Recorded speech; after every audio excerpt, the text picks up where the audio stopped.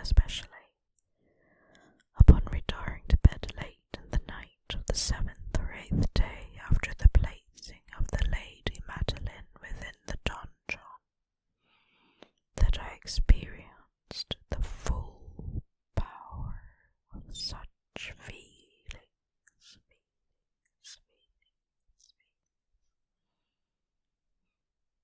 Sleep came not near my couch, while the hours waned and waned and waned away.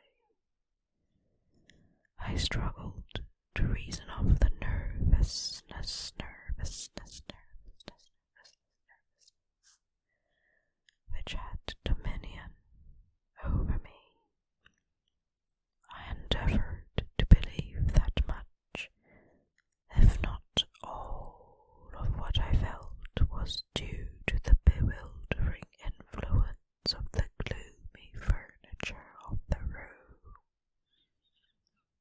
of the dark and tattered draperies, which tortured into motion,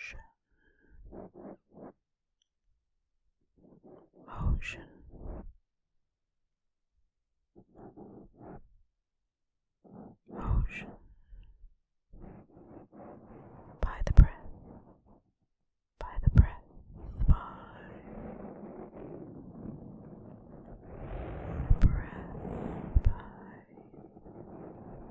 the breath of a rising tempest.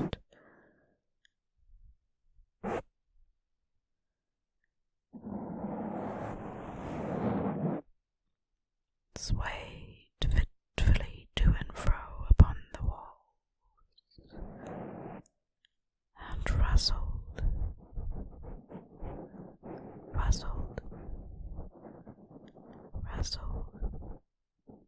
rustled uneasily about the decorations of the bed. But my efforts were fruitless. An irrepressible tremor gradually pervaded my frame, and at length there sat upon my very heart an incubus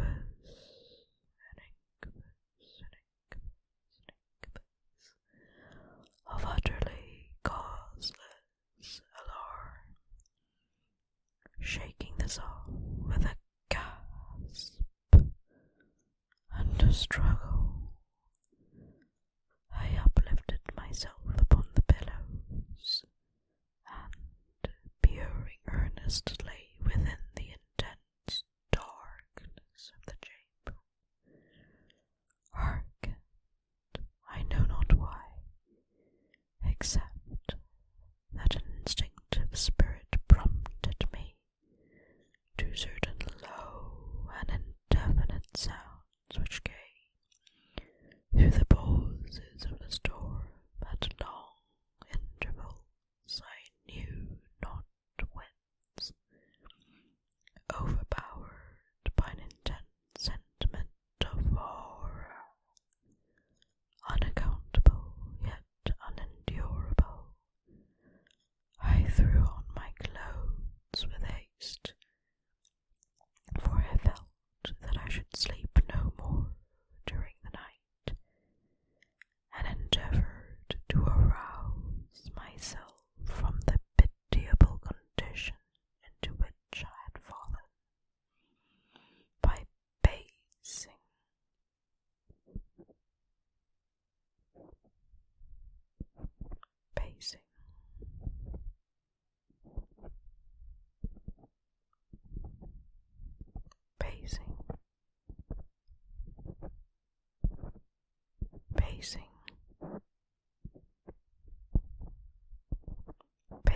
rapidly to and fro through the apartment.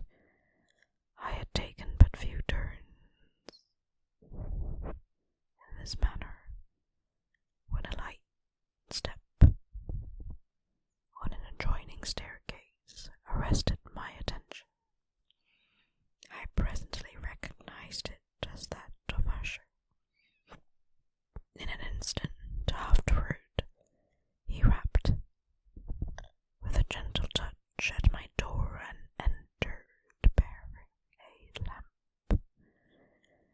His countenance was, as usual, cadaverously wan, but, moreover, there was a species of mad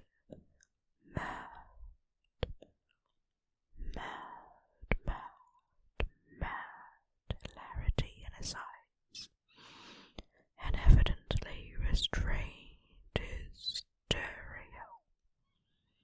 hysteria in his whole demeanour. His air appalled me, but anything was preferable to the solitude which I had so long endured, and I even welcomed his presence as a relief. "And you have not seen it?" he said abruptly, after having stared about him for some moments in silence. "You have not seen it, but stay, you shall."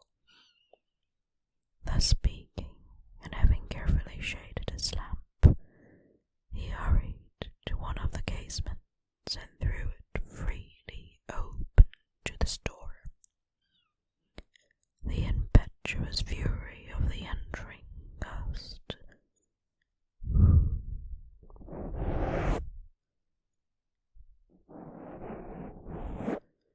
nearly lifted us from our feet. It was indeed a tempestuous yet sternly beautiful night, and one wildly singular in its terror and its beauty. A whirlwind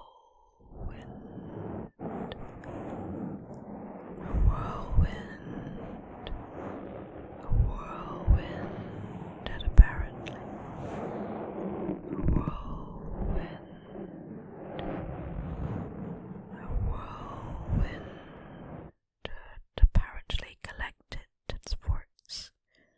A whirlwind had apparently collected its force in our vicinity, for there were frequent and violent alterations in the direction of the wind,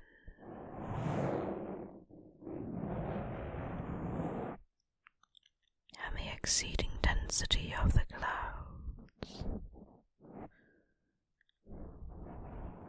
which hung so low as to press upon the turrets of the house, did not prevent our perceiving the lifelike velocity with which they flew, careering from all points against each other without passing away in the distance. I say that even their exceeding density did not prevent our perceiving this, yet we had no glimpse of the moon or stars, nor was there any flashing point of the lightning,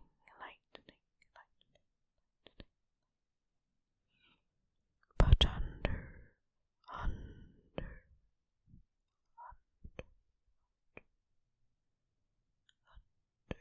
surfaces of the huge masses of agitated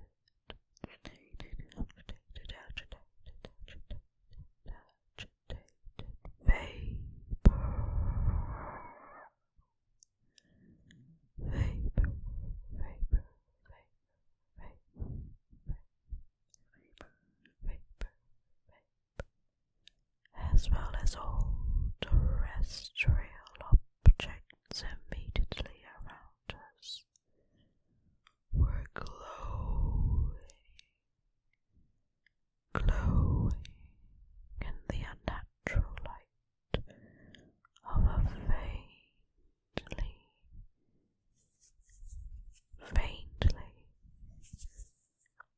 luminous and distinctly visible gaseous exhalation, which hung about and enshrouded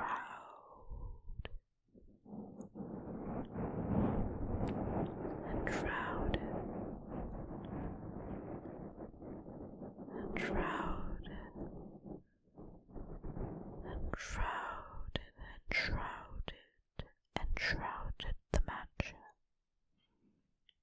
"You must not, you shall not behold this," said I, shuddering, shuddering, shuddering, shuddering, shuddering, shuddering, shuddering, shuddering to Usher, as I led him with a gentle violence from the window to a seat. "These appearances which bewilder you are merely electrical phenomena not uncommon, or it may be that they have their ghastly origin in the rank miasma. The rank miasma of the dark. Let us close this casement. The air is chilling and dangerous to your frame. Here is one of your favorite romances. I will read, and you shall listen.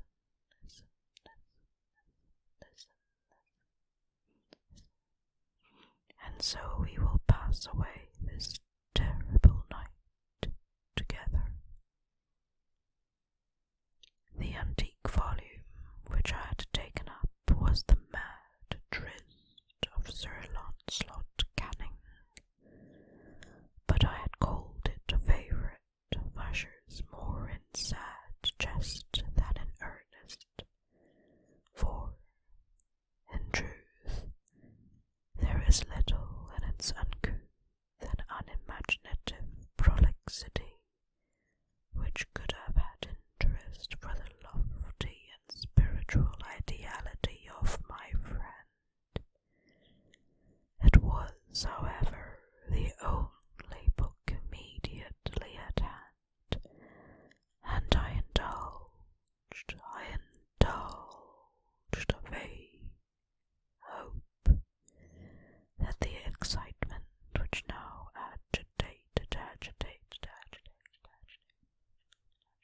the hypochondriac might find relief,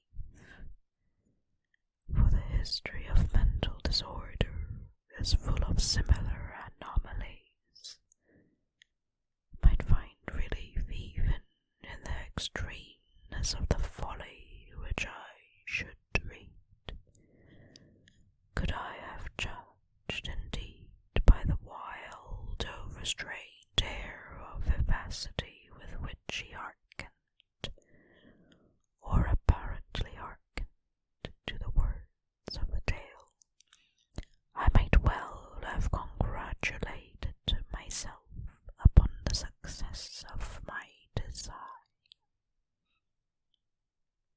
I had arrived at that well-known portion of the story where Ethelred, the hero of the tryst, having sought in vain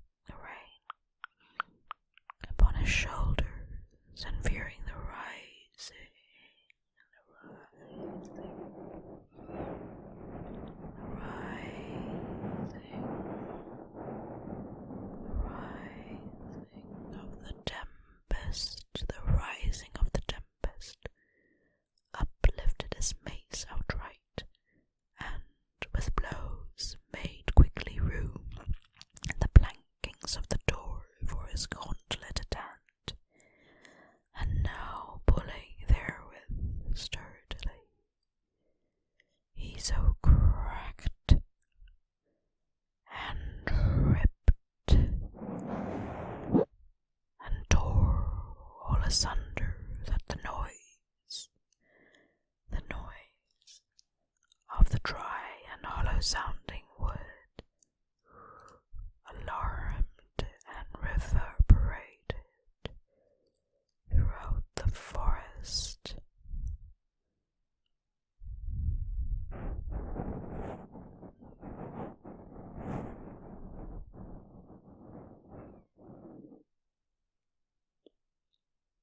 At the termination of his sentence I started, and for a moment paused, for it appeared to me, although I had once concluded that my excited fancy had deceived me, it appeared to me that, for some very remote portion of the mansion, there came indistinctly to my ears what might have been, in its exact similarity of character, the echo, but a stifled and dull one certainly, of the very cracking and ripping sound which Sir Launcelot had so particularly described. It was, beyond doubt, the coincidence alone which had arrested my attention, for, amid the rattling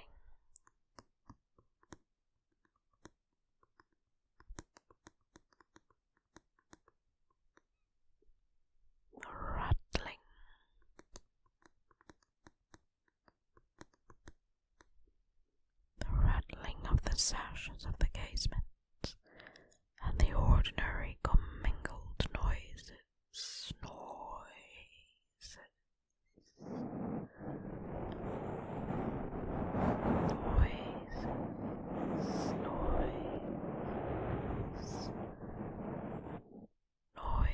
of the still increasing storm, the sound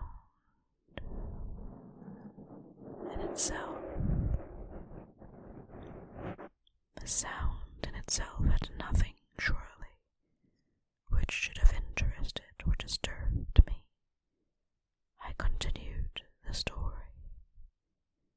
But the good champion Ethelred, now entering within the door, was sore enraged and amazed to perceive no signal of the maliceful hermit, but, in the stead thereof, a dragon of a scaly and prodigious demeanour, and of a fiery tongue, which sat